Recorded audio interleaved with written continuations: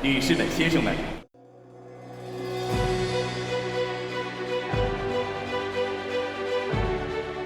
Ni hao, fans of Shuklistan, and welcome to Day 8 coverage of the Beijing 2022 Paralympics on Keep the Flame Alive, the podcast for fans of the Olympics and Paralympics.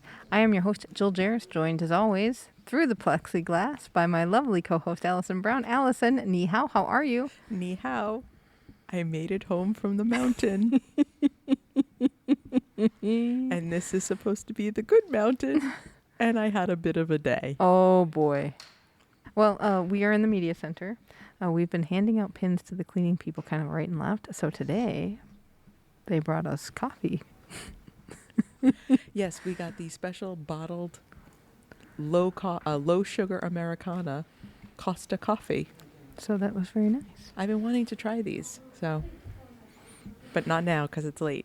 That is absolutely correct. So sadly, no magical vacuums. I feel so bad. No vacuuming. But maybe if we tape early one day. We are very late tonight. We got a late start. Okay. So let's get into it. What officiating or volunteer job would you like to do?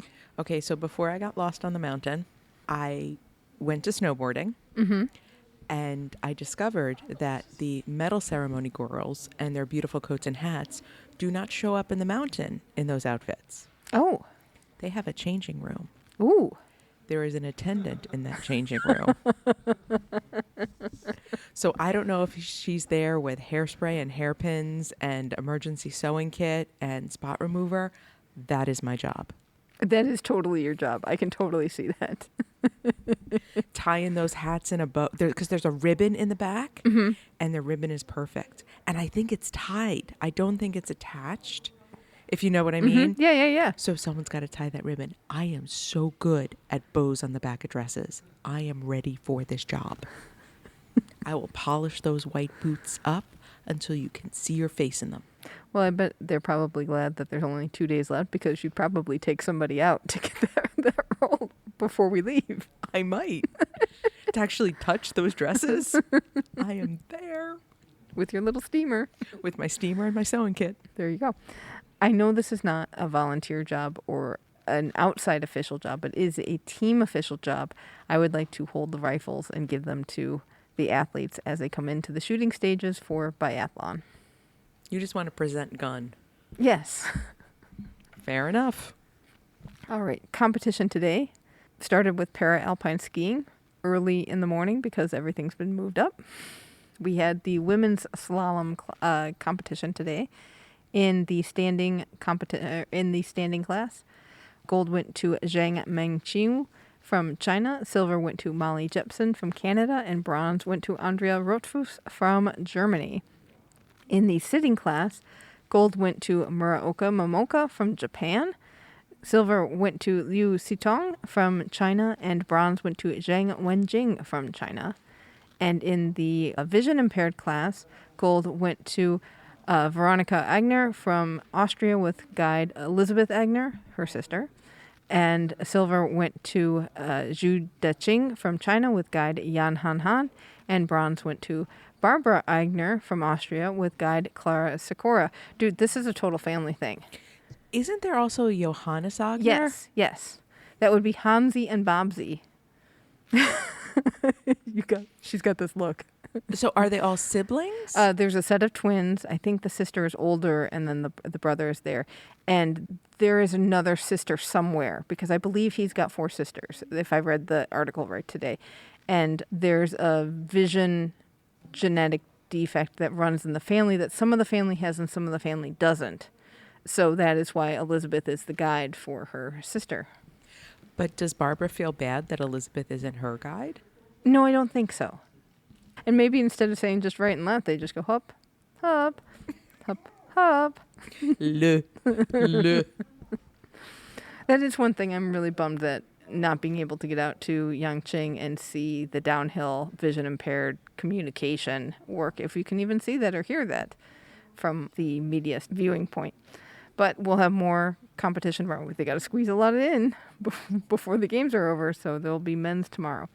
We would like to take a quick break to talk about our Red Envelope campaign. This show does cost money to produce, and while you all have been extremely generous in supporting us through our Kickstarter campaign that got us here to Beijing, and also through Patreon patronage, we are coming up on another 2.5 years until another Olympics, so it's a little lull in our cycle. And so to celebrate the Lunar New Year, we're having a little campaign to get us through to Paris 2024. We are asking for donations of at least $8 because, as our magical interpreter Jessie told us tonight, 8 is a lucky number symbolizing good fortune here in China. Also happens to be my favorite number because it's Ba. It's so much fun to say. And if you appreciate the coverage you've gotten through the Olympics and Paralympics, please go to flamealivepod.com/support to donate. And thank you all so very much for everything you've done for us. Moving over to biathlon, we had the 12.5 kilometer race today. Did you see? You did not see any of this. I did not get over there. We'll get to that story. Okay. All right. In the women's sitting class, gold went to Oksana Masters from USA, silver went to Kendall Gretsch from USA, and bronze went to Shan Yilin from China. I did see this on the feed, and Oksana Masters missed a shot in one of her early stages. And she and it might be Shan, who were like 2.5 seconds apart. She was a little bit ahead. And then Kendall shot cleanly. I was like, oh boy, that one shot, because you get a little bit of a time deduction or time addition on, that's going to mean Kendall's probably going to win here because she's clean. And Oksana Masters just took off on that last lap. Looked like nothing was wrong. Skied so hard. I saw Kendall come down the last bit, and it looked like she was skiing through glue.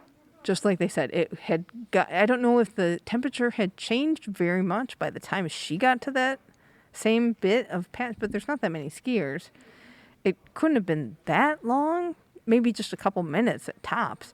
But she just, either she was tired and kind of lost the energy, and or it was so slushy that she just had a tough time with it. But it did look like it was colder out there today because people were pretty covered up. Yes, it was very warm yesterday.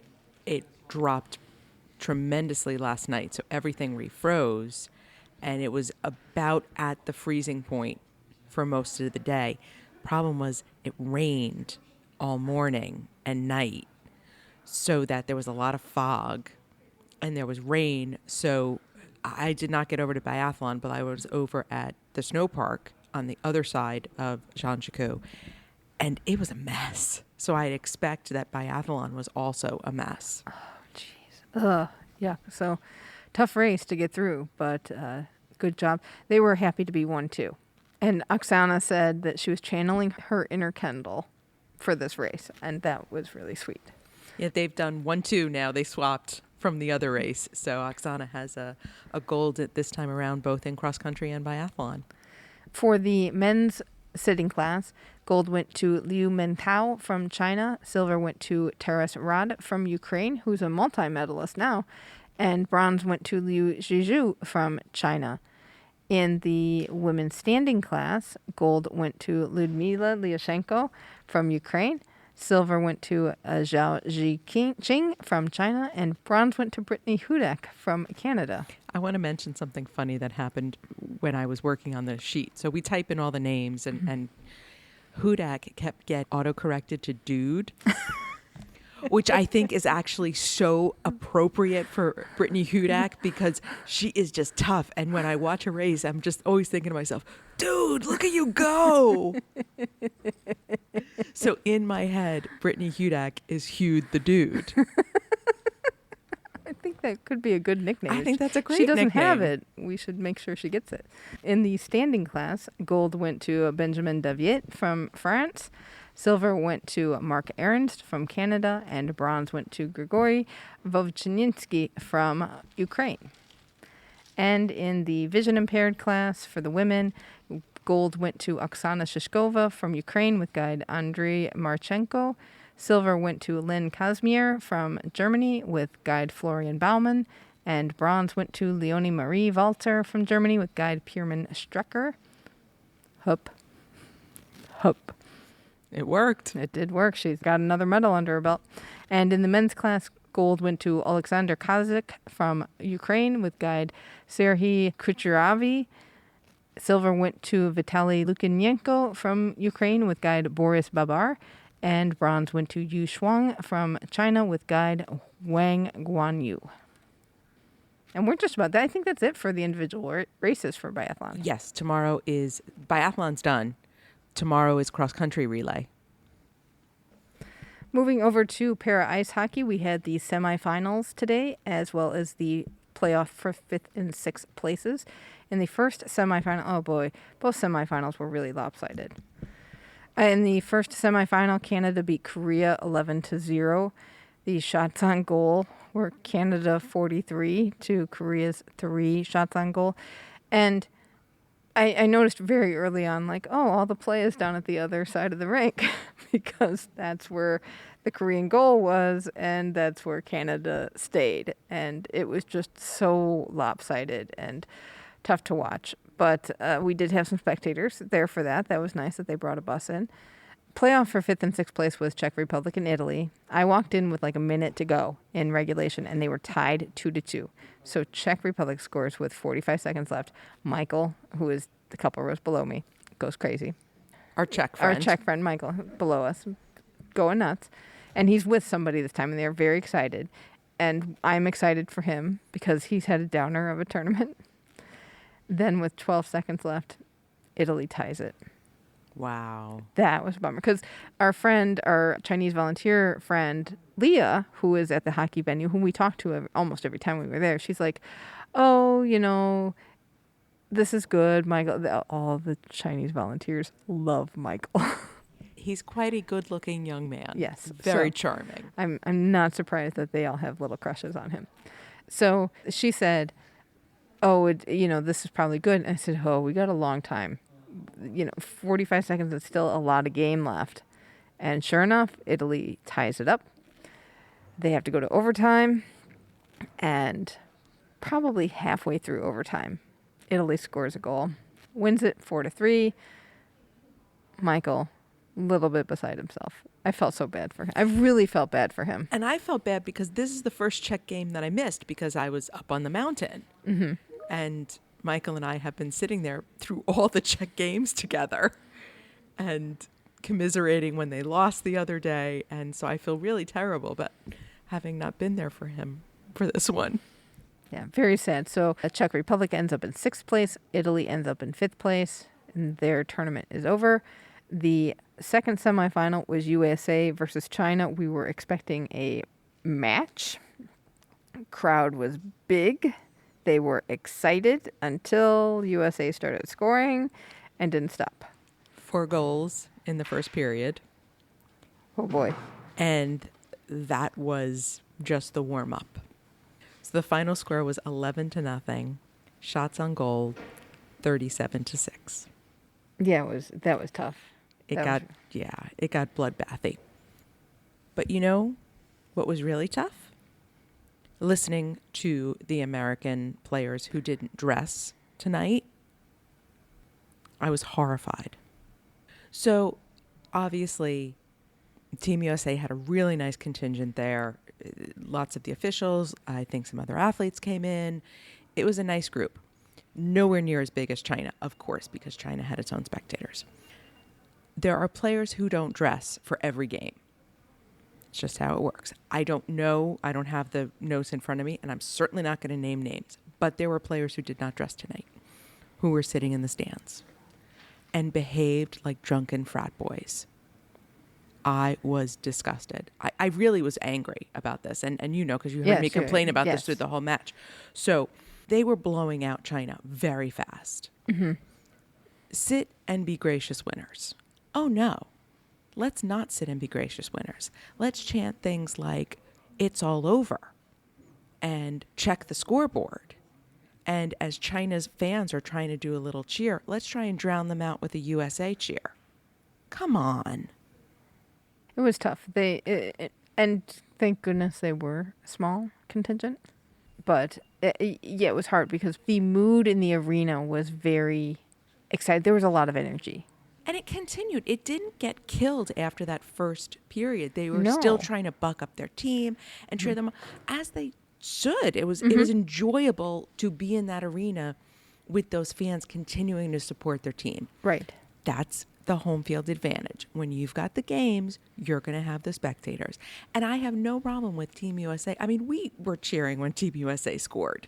Right. And at they should first. cheer, and, there's always the USA chant, but, like, smack talking. This is the Paralympics. This isn't the NHL. Have some class. Come on. I'm sorry, I don't mean to laugh at you, but you really turned Italian grandmother right there. I was really insulted, because the USA is the reigning gold medalist. They are the world champions. They are the heavy favorite. Mm-hmm. You don't need to act like a hooligan. And be arrogant about it. It wasn't really confidence, it was arrogance, and it was a look at me kind of thing versus, hey, we're cheering on our team, this is exciting. So that's not good. But we noticed, because now I'm starting to see more of the play. I'm not just watching hockey, I'm kind of watching the setup and trying to figure out how they're doing their play. And, you've noticed very quickly that the Chinese team, because they are coached by a Russian, have a very Soviet style type of play, which I don't think works very well anymore.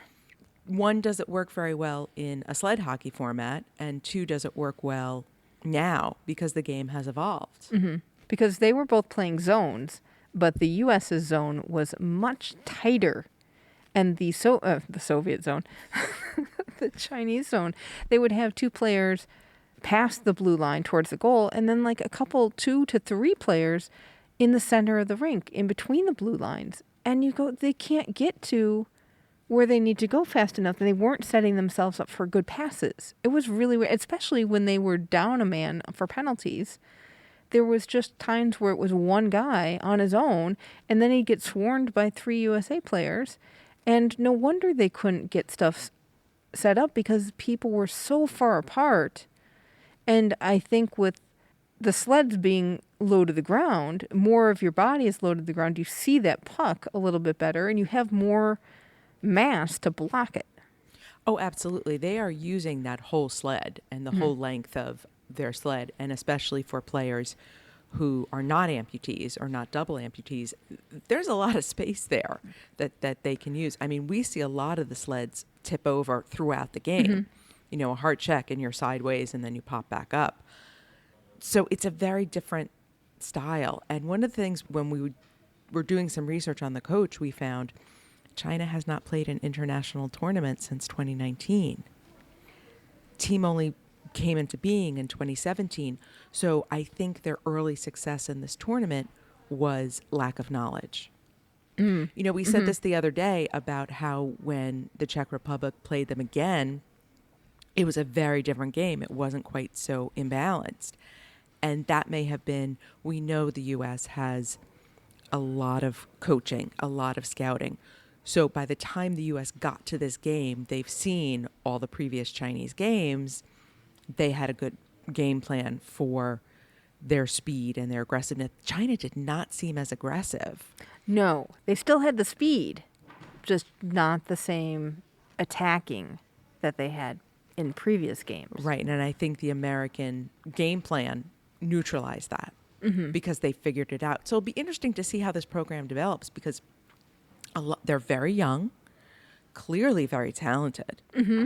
There is some good skating and good puck handling going on. So you were saying you really want to see where this goes in 2026. I do. I really want to see. I really want to see how China maintains that investment that they so clearly put into both the Olympics and the Paralympics in developing teams for these games. Will they continue that investment and try to just become dominant in winter sports as well? Which would, that would be very interesting, I think. So we've got bronze medal tomorrow, which will be Korea and China. And then on Sunday, we have gold medal, which will, again, be Canada-US. That was the first game of this tournament. That was not so great. For Canada. For Canada. So it'll be interesting to see where Canada is. Obviously, they handled Korea no problem. Right, right. I am actually very excited to see the bronze medal game because I think that will be a good matchup, play-wise. Because it's still, what I really want to see from the sport is more teams develop. And because we didn't see RPC, we don't know where they stand as a team in terms of talent. But it's clearly USA, Canada, and then a gap between the abilities of the next teams. It's like women's hockey, right? For so many cycles, it was USA, Canada. And now we're finally starting to see, the Japanese and some of the European teams kind of clawing their way in. But that took 20 years. Right. And I hope it doesn't take 20 years for this to happen in sled hockey as well. All right, moving over to snowboard. Okay, I want to hear your transportation stories. So I got there, no problem. I got there, I did my transfers, everything was fine. First problem was I forgot my top layer. Oh. So I had my fleece, I had my hat, I had my gloves. I left the hotel because it was warm here. I was going to carry my outermost layer, and I left without it. So that was the first problem. I knew I was going to be cold. So going in, And also you told me that your hand warmers were in your pocket of the coat that I forgot. So I said, okay, I'll stay outside as long as I can and then go inside. And okay. So I stayed outside as long as I could. And I was like, I probably should go to the workroom for a little while. My feet are really getting cold. So I'm walking all over the place. And you warned me it was very hard to find the workroom. It is, because it's one workroom for 3 of the parks. So it's more stationed away from the snowboard and kind of more down closer to half pipe. And this facility is a whole bunch of temporary buildings with really, it kind of looks like a trailer park. Or in a way, but it is similar. Yeah, the prefab buildings, and they're all they look the same. So you got to wander around. Doping control, and I wandered in somebody's food setup that I wasn't allowed to eat, and all this other catering kind of stuff. Which is how I found the medal dressing room. So that was a positive. Okay, so as we mentioned earlier, yesterday was very, very warm. Today was very, very cold. Now, there are several spots on this facility, at this venue, that have ice steps. So these are steps that are carved into the snow. Some of them had mats over them. Some of them did not. Problem was that a lot of these steps melted yesterday and then refroze, so that they weren't steps anymore. They were sort of mounds and cavities. And so I know the workroom is down this way. So I sort of start working my way down the snow steps. But some of the steps aren't there. So as I'm going down the steps, I go down twice. Oh, no. And just, did you slide feet and just land on your butt, or what happened? Well, once I kind of caught myself because there was a handle. Once I just sort of toppled over like a weeble wobble. I get down to the bottom. I see the next volunteer, and she tells me where the workroom is. And it is way, way down. And the entire distance between where I am and where that is are snow steps. So I said, forget it. I'll try and find another little place to warm myself up. So now I got to go back up the snow steps. And my feet are just not, I'm like Bambi on the ice.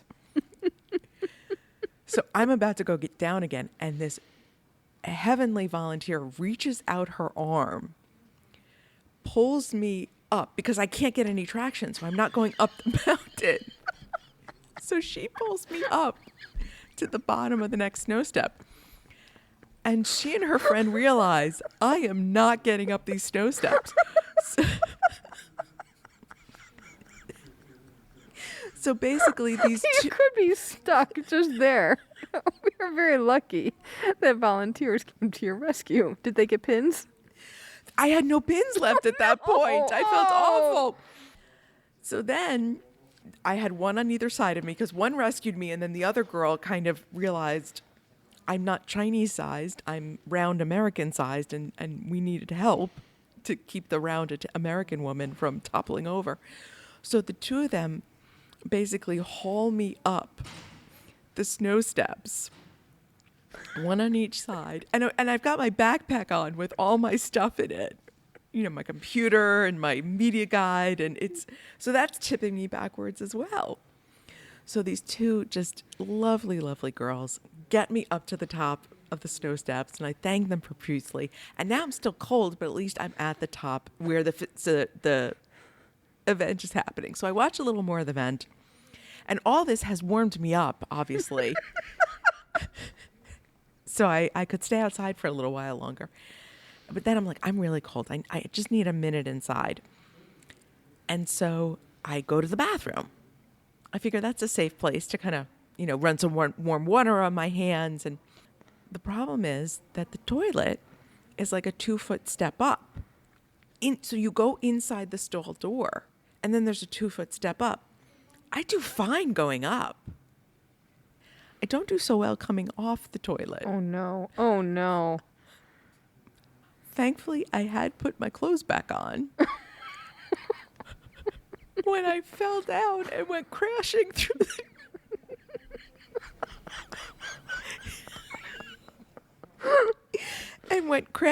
the door of the stall. I knocked the lock off the door.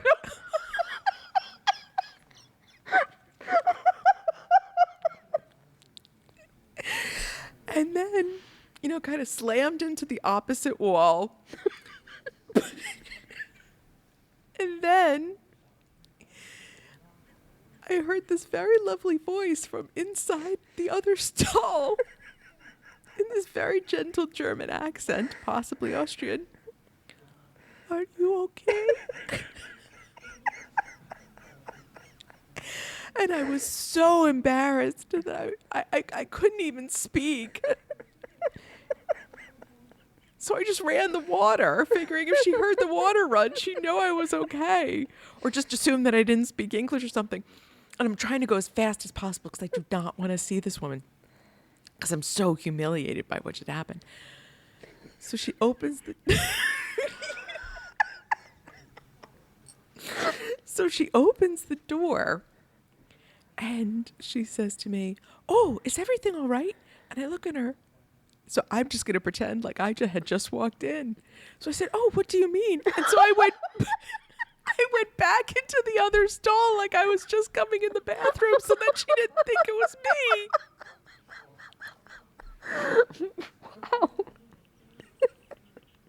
And I have to say, while you were telling me this story and I'm visualizing everything, I'm also going, where was the bathroom up there? I had to go all the way down to the media center to find a bathroom. There's a bathroom right by the medical tents, right when you walk up the walkway. Oh. Yeah. So then I found you could take the bus to the workroom. I got to the workroom. I got my soda. I got a pear. Everything was great. I took the bus down to the transfer station. I get on the bus.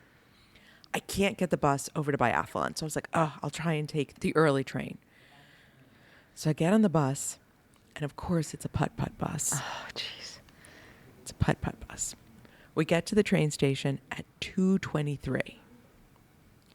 The doors close at 2:25. Oh my goodness. And okay, so when it drops you off from the bus, you have to go into the underground garage to get off the bus. And then you have to go through a walkway, kind of long, corridor, up a flight of stairs, outdoors again. So you see the Metals Plaza and the Snow Flame. You make a U-turn into the station. And then once you get through, and that's the waiting room. Once you check in, then you have to hustle down another, you have to go up some stairs. You have to go up another flight of stairs. To get to the train platform. So I take off at a clip. My feet are frozen, so I'm not really feeling my feet as I'm running. I've got the backpack, and I'm waddling, like a penguin. And by the time I get to the top of the stairs, I can't even breathe. So again, the volunteer is waving me on, and they're so sweet. As they see me running, they know I'm trying to make this train, and they're all encouraging me. They're like cheering me on like I'm a track star. trying to get this train. And so I get to the ticket gate, and thankfully I had my QR code that lets you in ready. And this very kind, very beautiful attendant says to me, "It's okay. It's okay. Train is here. It's okay."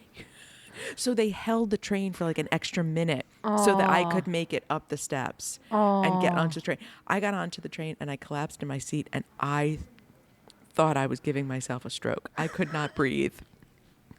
But let me tell you, getting to Para Snowboard was worth it because I heard Oscar. And was Oscar in fine form today? He was in fine form, and I could see them dancing in their office. Jealous. I'm jealous of that. The Italian stallion. He was calling all the Italian racers. There is a Korean snowboarder whose last name is Lee. So he says, "Oh, Bruce Lee." I heard him sing "Oh, Canada." Even he was cheering me on when I was running through the train station. He's like, "Go, Buster Brown." So all of that means I missed hanging out with Michael at the Czech hockey game. But you know, this is a good story. You got a great story out of the deal. And I thought yesterday we had lost it. Apparently, it just continued on through today. Well, how was the actual competition? It was great. Brenda Huckabee was so much fun. So she is the American snowboarder who originally was classified out of racing here in Beijing, reclassified back in, and ended up with the gold medal. And she was just thrilled and glowing and literally jumping up and down. And I saw her shui ceremony. Oh, okay. And she was very emotional and very excited coming through. And bank slalom is a lot of fun. There's 21 turns.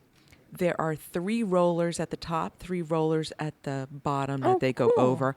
And it's sort of like surfing. Oh, okay. They just race around the edges. It's not hard to watch, whoever's got the fastest time. And in this, we've been talking so much about, is the OBS feed cutting things off? In this race, in the early rounds, the racer was starting before the other racer was finished. Oh, okay. So then they would go, okay. right, they would go back, show you the start, and then cut live. Oh, So okay. that was actually what was happening at the race until they got to the medal contenders. Oh, and then they let them. Then they each went through Okay. on their own. Interesting. I would be very curious to see what they do if somebody goes down and they have to hold the course. Do they just take that person off and then say, you go back up and start again? I don't know. There weren't any Crash. wipeouts. Maybe this is not something that you wipe out on, because it did. I mean, I saw the course from where I was, and it did look very gentle. It's just kind of maneuvering turns and trying to go as fast as you can, but it doesn't look like super icy. Right. People didn't wipe out. One person bounced out and bounced himself off the course. And then there's a course, for lack of a better word, that they can just snowboard down off to the side. And a couple people had some bobbles, but people did not, unlike in Alpine, just crash and totally lose it. And I think it's because it's not as risky is not the right word, but I think there is a gentleness to it. But obviously, if I tried it, we know what would happen. But at this level, they know what they're doing. And it's how fast can you go? How fast can you control it?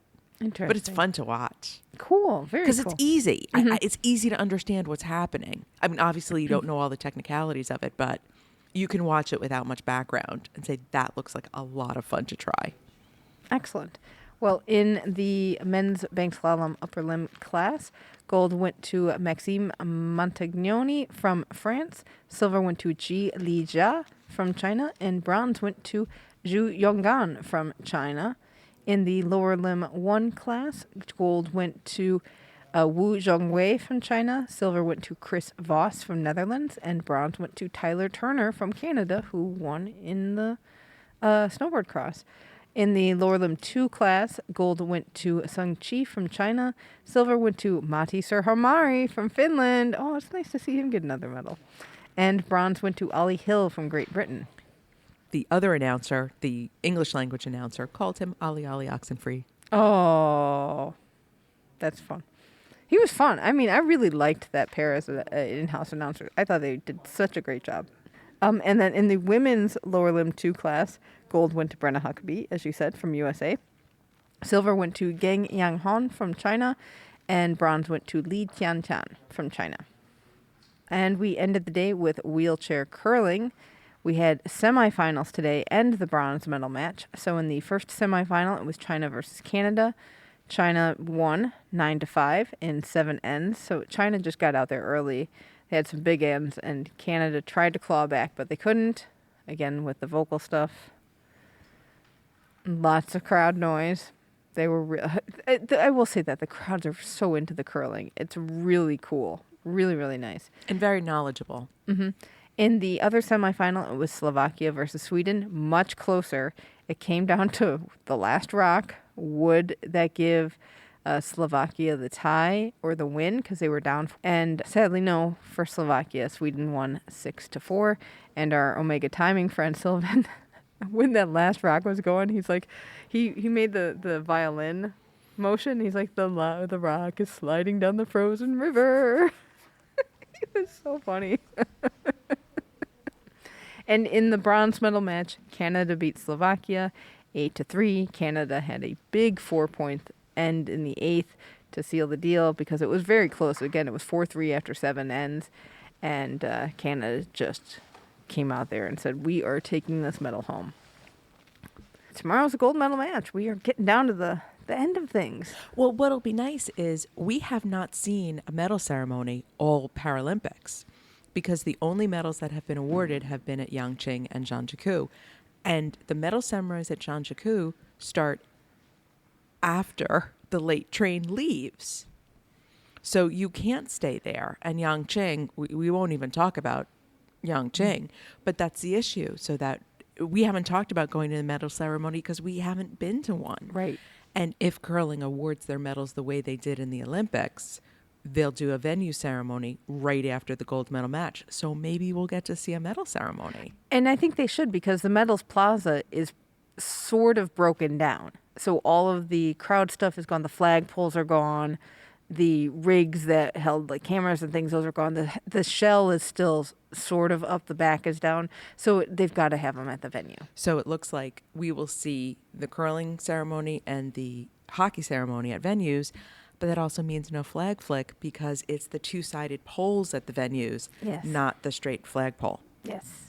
Sadly. Well, I guess we have to wait for closing ceremonies for that last flag flick. No, because the flags come down. They don't go up. Oh, you're right. All I got to see was the marginal flag flick done at opening ceremonies. Sorry. I guess those, we'll just have to go back to the feeds and watch them again. It's okay. All right. I'll be all right. I came back from the mountain in one piece. You're not letting me out of Beijing for the rest of the games. No. Well, there's no reason. Well, I mean, we can't get anywhere else in time for anything for the rest of the games. So, Beijing it is. And we would like to thank our Kickstarter collectors, Meredith Bricksky and Charlotte Jackson, for their contributions to help us get here. And you know who would make me feel better? I can guess. Our mascot, Theo. He would cuddle with me. Mm-hmm. He likes love. Mm-hmm. And Theo has also been known to sport some fancy Team USA gear. I have seen collars, bandanas, hats, scarves, sweaters, occasionally a pair of sunglasses. Sounds like Theo's ready for the gold medal sled hockey match. I think he's ready. He will be watching, no doubt. I wonder if he barks at it. Good question. Gets all excited. Cheers on Team USA in a dignified manner. And he would never act like a drunken frat boy in world stage. I hope those boys are disappointed in themselves. Well, and if they aren't, you can just be disappointed for them. I am. All right. Well, I think that will do it for this episode. Tune in again tomorrow for one of the last days of competition.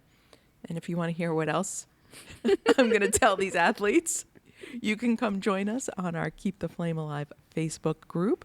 It's the place to hang out with us and all our other listeners. Jill is on Twitter and I am on Instagram.